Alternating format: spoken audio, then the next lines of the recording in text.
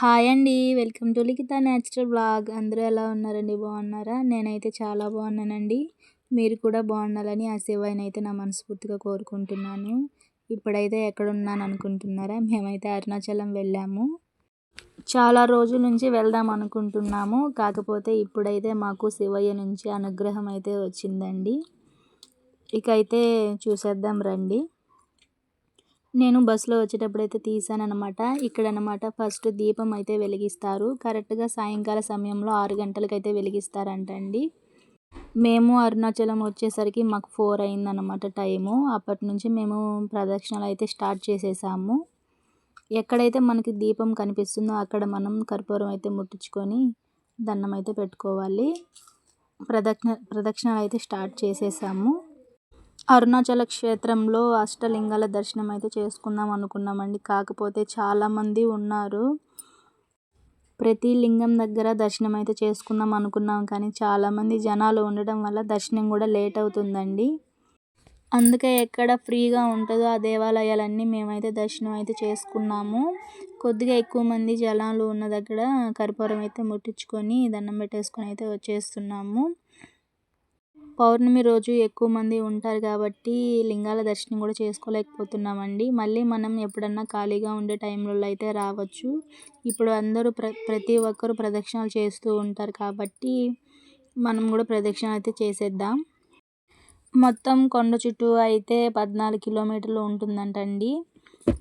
మంగళవారాలు అలా వెళ్ళినప్పుడైతే ఒక 4 గంటల్లో ప్రదక్షిణలు అయితే పూర్తి అయిపోతాయంట.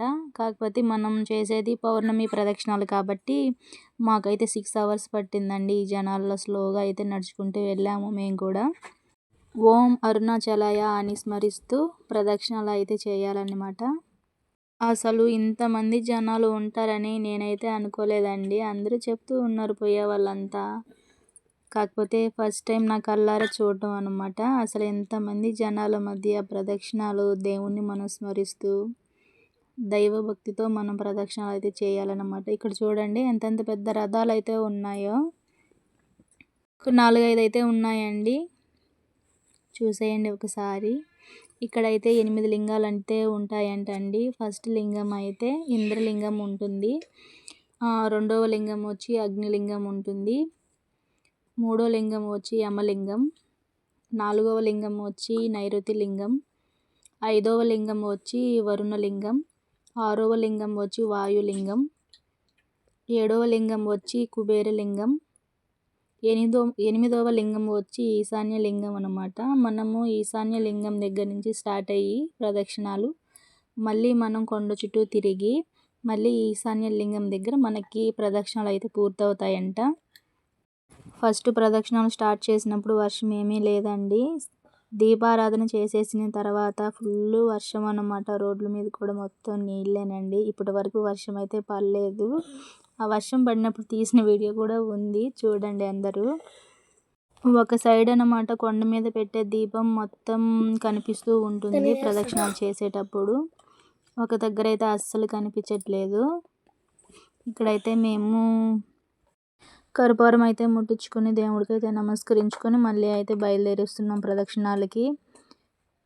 ఈ గుడి అయితే ఓంశక్తి అమ్మవారి గుడి అండి. లైట్ ఫోకసింగ్కి సరిగ్గా కనిపించట్లేదు. కొంతమంది అయితే వీడియోస్ తీస్తున్నా కూడా కామ్గా ఉన్నారు పూజారులు. కొంతమంది అయితే అస్సలు తీయొద్దు అంటున్నారు. వాళ్ళు చెప్పినప్పుడు నేనైతే అస్సలు తీయలేదండి. ఇక్కడైతే చూస్తున్నారు కదా అగ్గగారులు అనమాట. 7 మంది అగ్గారులు అనమాట. అందరూ చూడండి.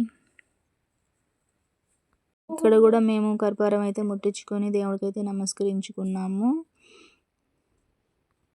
కృతికా నక్షత్రము కార్తీక దీపం అయితే వెలిగించేస్తున్నారు. అప్పటికి మేము కర్పూరం అయితే ముట్టించుకొని దండం అయితే పెట్టుకున్నాము. మళ్ళీ ఇంటికి రిటర్న్ మార్నింగ్ 5 అయిపోయిందండి. ఇంటికి అయితే వచ్చేసరికి మార్నింగ్ 10:30కి అయితే బస్ అయితే ఎక్కామన్నమాట. ఒక 4 అవర్స్ జర్నీ. మళ్ళీ అయితే ప్రదక్షిణాలు అయితే 6 అవర్స్ చేసి నైట్ 11:30కి అయితే బస్సు ఎక్కాము.